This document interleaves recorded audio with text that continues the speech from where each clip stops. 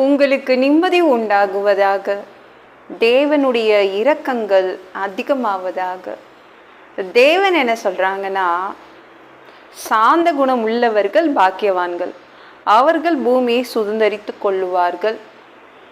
உங்ககிட்ட சாந்த குணம், இந்த குணம் இருக்குதாங்க. அந்த குணம் இருந்துச்சுன்னா உங்களுக்கு பூமியில் உள்ள அத்தனை நன்மைகளையும் நீங்கள் சுதந்தரித்து கொள்ள முடியும். ஒவ்வொருத்தர்கிட்டையும் ஒவ்வொரு குணம் இருக்குல்ல. சாந்த குணம் அது நமக்கு வேணும், அது ரொம்ப முக்கியம்.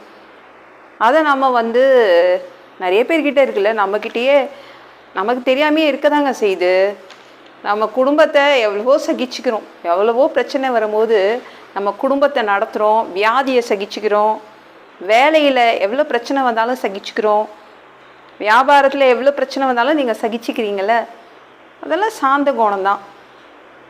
எவ்வளோ சாந்த குணம் இருக்கோ அவ்வளோக்கு அவ்வளோ நீங்கள் இந்த பூமியை சுதந்திரிச்சுப்பீங்க. சாந்தமாக இருக்க நீங்கள் பழகுங்க, ஓகேங்களா? அப்படியே கோபம் வரும், மூக்குக்கு மேலே சில பேருக்கு கோபம் வரும். அடக்க கற்றுக்கோங்க, அடக்குங்க. அந்த டைமில் உங்களுக்குள்ளே பேசிக்கோங்க, அடக்கிக்கோங்க. நீங்கள் அப்படி அடக்கி வச்சிட்டிங்கன்னா உங்களுக்கு 1 by 1 நீங்கள் என்ன வேணுமோ அதை நீங்கள் பெற்றுக்கொள்வீங்க. பூமியில் இருக்கிற நன்மைகளை நீங்கள் சுதந்திரிச்சுப்பீங்க. சரிங்களாங்க? பல்ல கடிச்சிக்கோங்க, அவங்களையே அடக்கிக்கோங்க. பூமி உங்களுக்கு தான், பூமியில் உள்ள நன்மைகள் எல்லாம் உங்களுக்கு தான். சரிங்களாங்க? எங்கள் அப்பாவை நான் நல்லா பார்த்துருக்கேன். எங்கள் அப்பா இப்போ இல்லை, கர்த்தருக்குள் நித்திரை அடைஞ்சிட்டாங்க.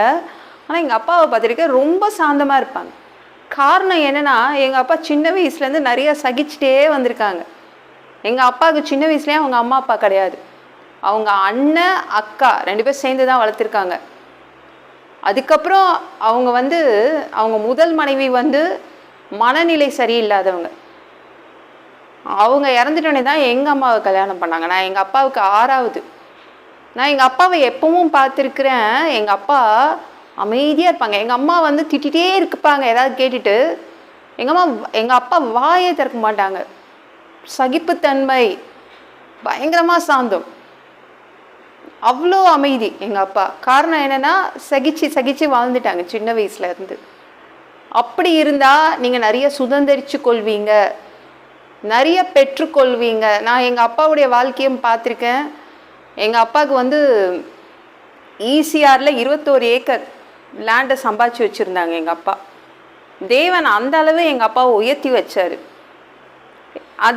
அதுக்குன்னு ஒரு மரியாதை இருக்குதுங்க. உங்கள் குணத்துக்கு ஒரு மரியாதை இருக்குது, தேவன் கொடுக்குறாரு. எங்கள் அப்பா எவ்வளோ சாந்தமாக இருந்தாங்களோ அந்த அளவுக்கு தேவன் ஒரு விதத்தில்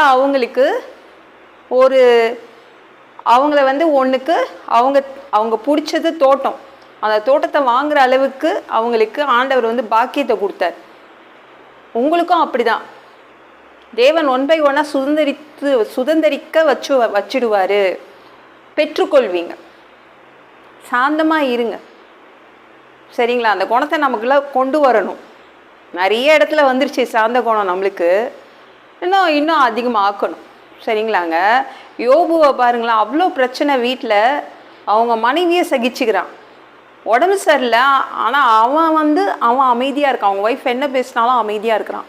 அவங்க ஃப்ரெண்ட்ஸ் என்ன ஆர்ப்பாட்டம் பண்ணாலும் அமைதியாக இருக்கான். அவ்வளோ வியாதி, அமைதியாக சாம்பலில் உட்காந்துட்டு அமைதியாக இருந்துக்கிறான். அவ்வளோ சகிப்புத்தன்மை அவனுக்கு. பொறுமை, நீங்கள் எவ்வளோ பொறுமையாக இருக்கீங்களோ அந்தளவு நீங்கள் பெற்றுக்கொள்வீங்க. ஞாபகம் வச்சுக்கோங்க. அதுக்கு பலன் இருக்குது. நீங்கள் யோபுவோடைய வாழ்க்கையை பாருங்களேன். ஊட்ஸ் நாட்டில் பெரிய பணக்காரனாம் தேவன் மாற்றினார். ஏற்கனவே பெரிய பணக்காரனாக தான் இருந்தான். அதுக்கப்புறமும் ஊட்ஸ் நாட்டுடைய எல்லா ஆசீர்வாதமும், அவனுக்கு மரியாதையும் பணமும் அவனுக்கு தான் தேவன் கொடுத்தாரு. 1 by 1 நீங்கள் சுதந்திரிச்சு கொள்வீங்க. எது உங்களுக்கு பிடிக்குதோ அதை தேவன் கொடுத்துருவாருங்க. சுதந்திரிச்சு கொள்வீங்க.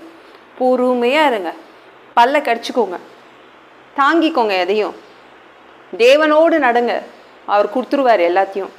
பாக்கியவான்கள் தான் சொல்கிறாங்க. சாந்த குணமுள்ளவர்கள் பாக்கியவான்கள், ஆசீர்வதிக்கப்பட்டவர்கள்.